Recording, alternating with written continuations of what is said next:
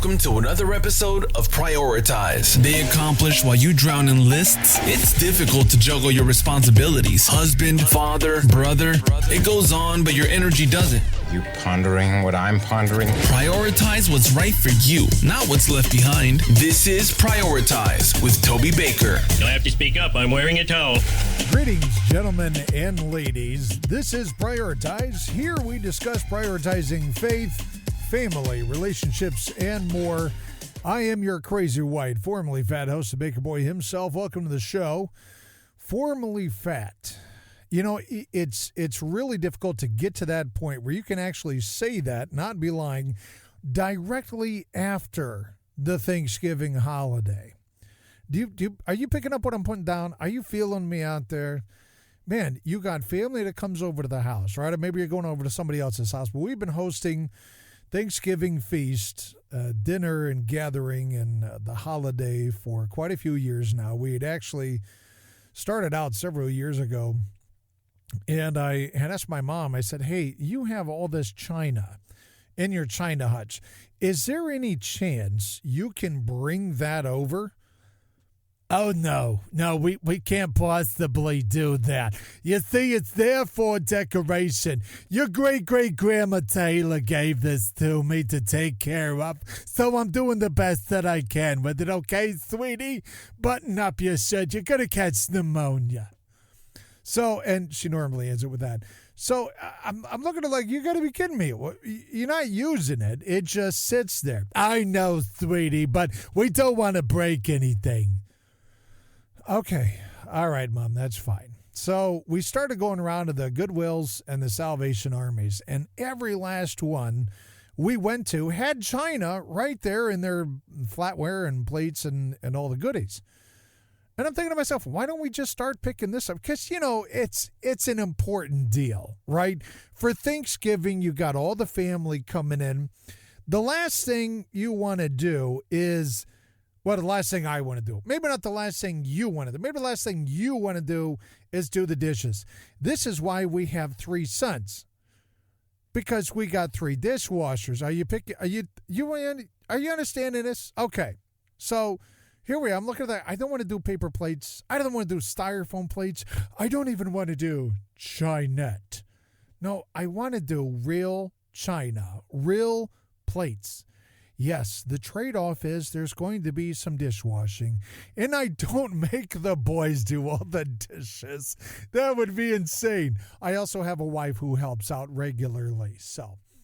Oh, you're just a pig. Oh, okay. All right. Occasionally, I do find myself helping out, but typically, I'm actually serving. I have the gift of hospitality, so I love to make people feel hospitable. Can I get you something to drink? Are you hungry? I got some homemade Chex Mix and some ice cold Coca-Cola. It'd be nothing to break that out. You look a little thirsty. Are you thirsty? Can I get you some water? We got Pellegrino. We just got in some stuff from Buble. We got tap water, and then I got some regular filtered water. What can I do for you? That's kind of my go-to when you visit the house. So we had tons of people over. We actually had my cousin, whom we really don't get to see all that often, and my favorite aunt and uncle, and they're in for Thanksgiving Day. It wasn't my favorite uncle, but it was my favorite aunt, and partially because she is I've never seen her in a bad mood ever, like ever. Ever. House could be on fire, all her belongings going up, and she's standing there looking at you like, can I get you some pizza rolls? Would you like some candy? Would you like some? I may have some in the car. There's no more in the house. The house is on fire. I'm very sorry about that. Can I get you some pizza? Maybe we'll go out for some pizza later on, okay? Would you like that? That's her attitude. This lady has been giving me these the Hallmark Christmas ornaments, like there's a collection. So she started this tradition way back when I was just a child. And I'm talking like, I don't know, 4 or 5 years old maybe. Anyway, I got the Toy Soldier series. So every year she would give me a Hallmark Christmas ornament, Toy Soldier. I would also get these candies called Nips. They had a chocolate parfait and they had coffee. I would get both of those from her. And then she found out I like gummy bears. So then she's buying these Black Forest gummy bears.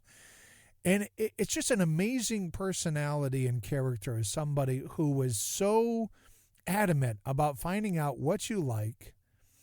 And it's not like she's spending a bundle, but she is spending time. She's spending money. She will always send us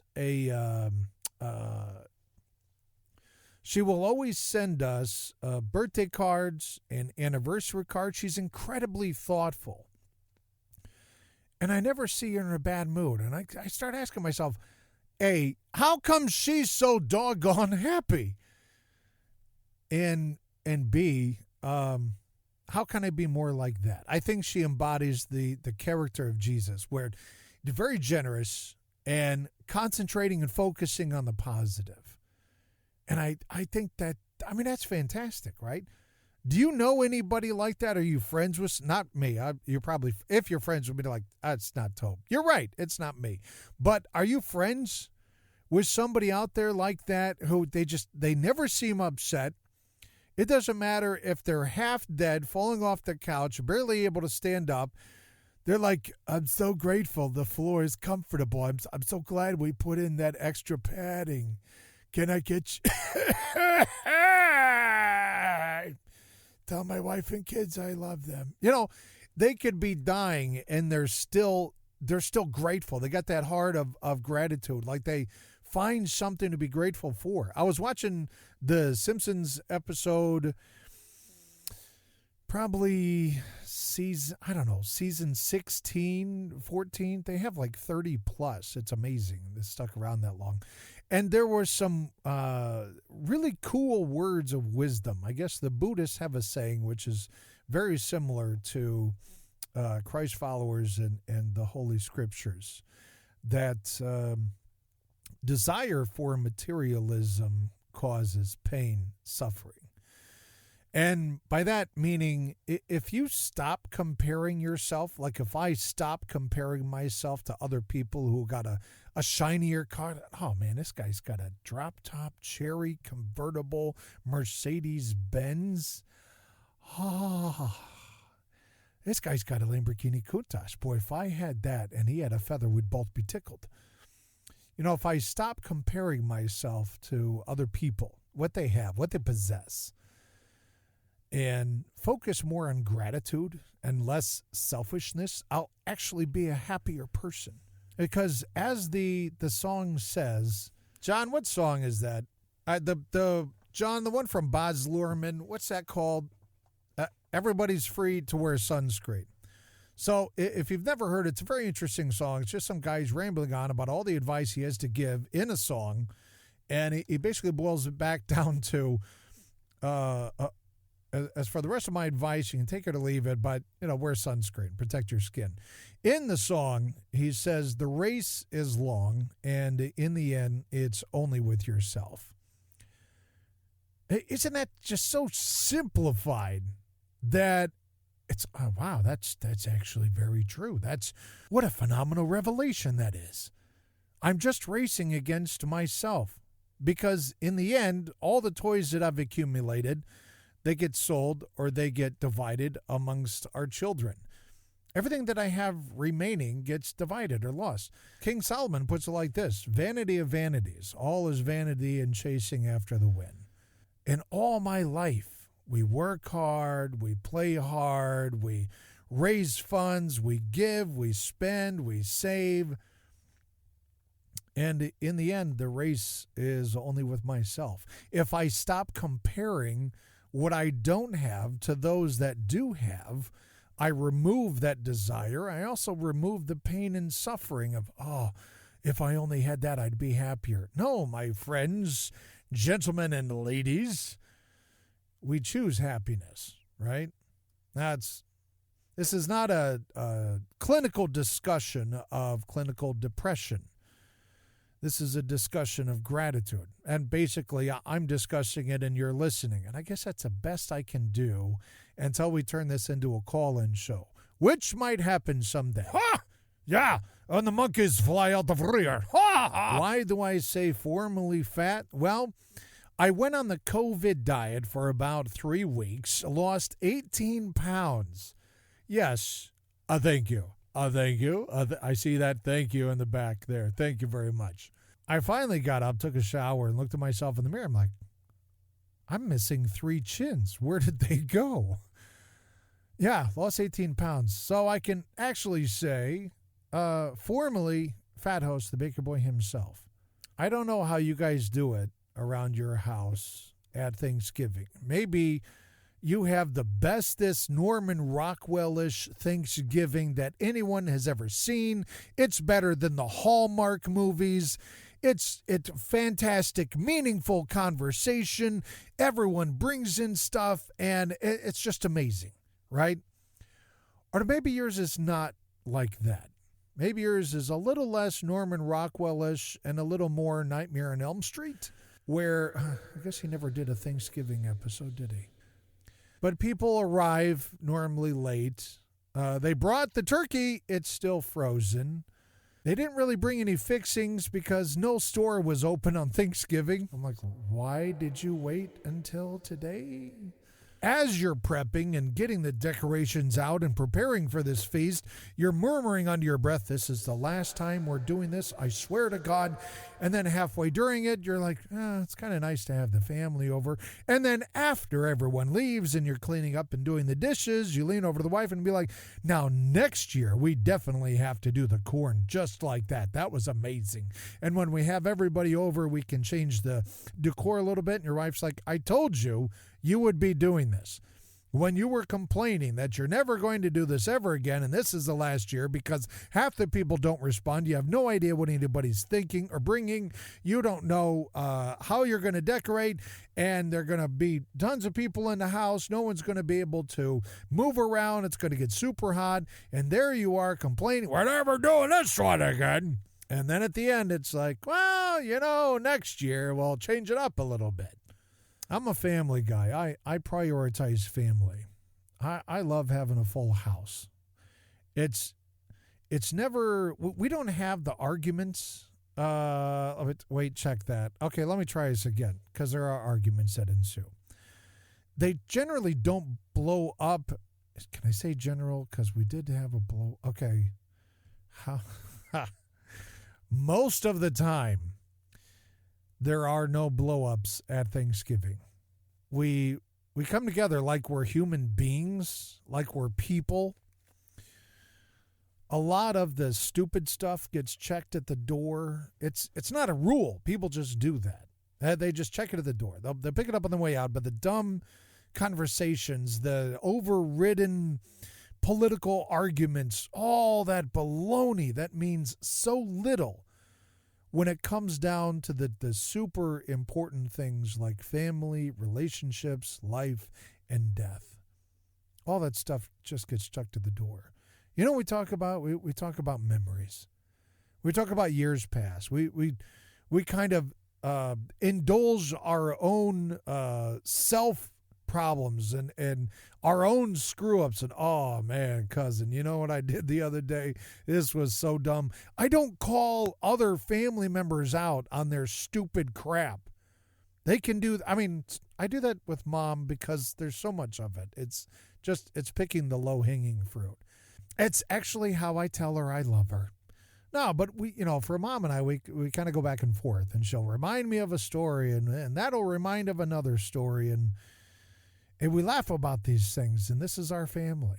We come together, we bring food, it's cooked, we get there, we set everything up. There's normally enough there to feed a small army. Can you feel me out there? You got hands raised? Oh, brother, I know what you're talking about. Like you eat until it hurts, then you visit the restroom, and then you come back to the table like, okay, time for pie. And that's Thanksgiving. It's not all about the food, obviously. We like to point out a couple things for which we're grateful. We're going to go around the table. I guess we skipped it this year. We missed it. I should have vocalized it, and I didn't. And it's, for some people, put me on the spot. What am I thankful for? Gum. I'm thankful for chewing gum or sweaters or socks. We do this once again around our own family table.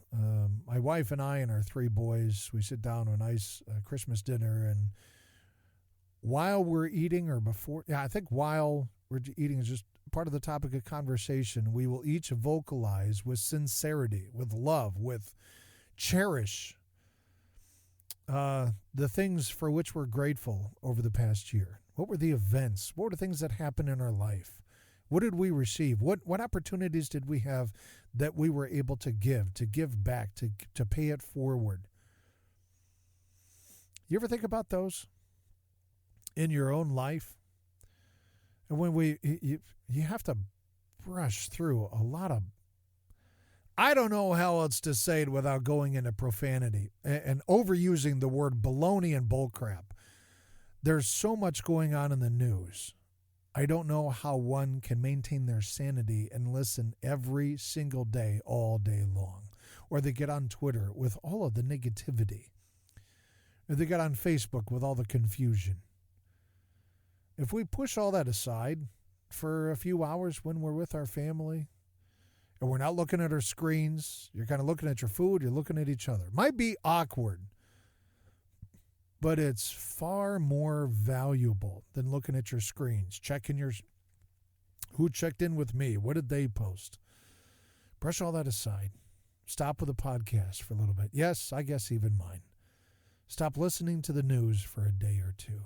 See what happens. Bring your family together. Have some moments together. I was coaching a guy, and I thought this was so great. I do one of the things I do is life coaching. Anyway, we were talking about December, like it is here. Oh man, this whole year has flown by, and I'm sure it's done that for you as well. I probably don't even have to ask, but we turn around, Joyce and I, and I'm like, it is 4 weeks until Thanksgiving. Where did the previous 10 months go? And now we're beyond that. And now we're less than 4 weeks away from Christmas. This is my favorite time of year. I love this time of year. The decorations, the feelings, the memories that we've made as a family, the memories that Joyce and I made as a couple, and just the 5 of us as our family, and then our extended family, and parents, grandparents, siblings, nieces, nephews. So great.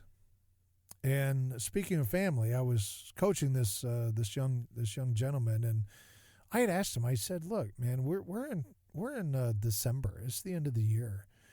You got less than 30 days. Tell me one thing you'd like to accomplish.